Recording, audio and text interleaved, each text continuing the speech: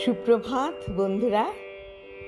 আজ 20শে মার্চ 2026, শুভ শুক্রবার। 21শে মার্চ ঈদ। সবাইকে ঈদের শুভেচ্ছা জানিয়ে রাখি। খুব ভালো হোক সবার। প্রভাতী চর্চার পরিবারের সবাইকে জানাই আন্তরিক অভিনন্দন। আজ যাদের জন্মদিন তাদের জন্য রইল অনেক ভালোবাসা। আজ রামকৃষ্ণ সারদা মা স্বামীজিকে জানাই অন্তরে শ্রদ্ধা। অনেকেই সারদা মার কথা, রামকৃষ্ণের কথা শুনতে চান। একটু বলি, মা সারদা ছিলেন আমাদের সবার মা। ছিলেন বলা ভুল হবে, আছেন। উনি জাতপাত নির্বিশেষে সবাইকে খুব ভালোবাসেন। জয়রামবাটিতে যখন উনি থাকেন তখন ওখানে একটা ছেলে আছে আমজাদ বলে, মুসলমান ছেলে। ওই আমজাদ মাকে ভীষণ ভালোবাসেন, ভীষণ ভালোবাসে মাকে। ওর গাছে যখন লাউ হয়, পেঁপে হয়, সব মাকে গিয়ে দিয়ে আসে, বলে মা তুমি সবার জন্য রান্না করো, সবাই যেন খেতে পায়। কিন্তু ছেলেটি কিন্তু চোর ছিল। ওর পেট চালাতো চুরি করে, ডাকাতি করে। কিন্তু মার কাছে সবাই সমান।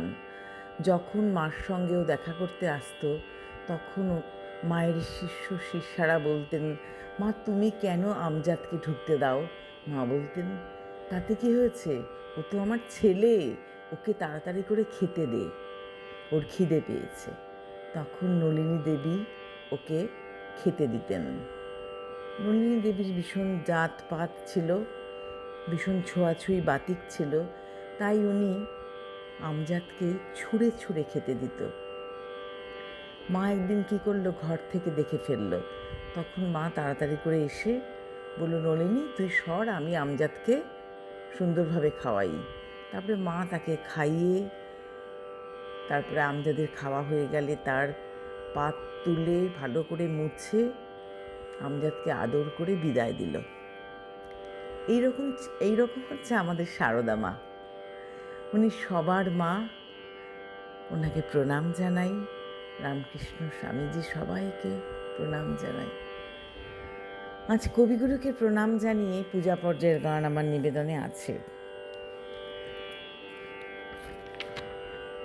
মধুর তোমার শেষ যে না পাই গো,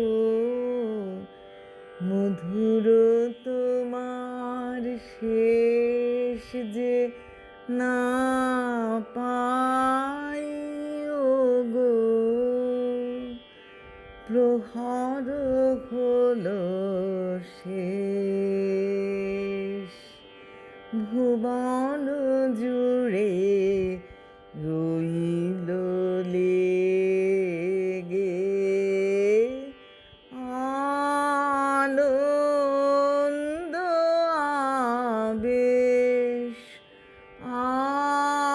আনন্দ আবেশ, মধুর তোমার শেষ যে না পাই গো, দিনান্তের এই এক কোণাতে সন্ধ্যা মেঘের শেষ সোনাতে মন যে আমার গুঞ্জরিছে, গুঞ্জরিছে,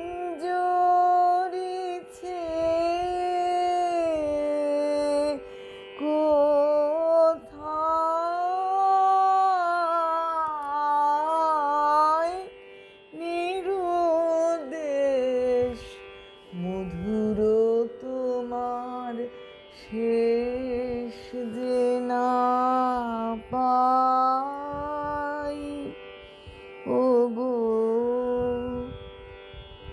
সায়ন্তনের ক্লান্ত ফুলের গন্ধ হওয়ার পরে অঙ্গবিহীন আলিঙ্গনে সকল অঙ্গ ভরে। সায়ন্তনের ক্লান্ত ফুলের গন্ধ হওয়ার পরে অঙ্গবিহীন আলিঙ্গনে সকল অঙ্গ ভরে। এই গোধূলির ধূসরিমায় শ্যামল ধরায় সীমায় সীমায় শুনি বনে বনান্তরে বনান্তরে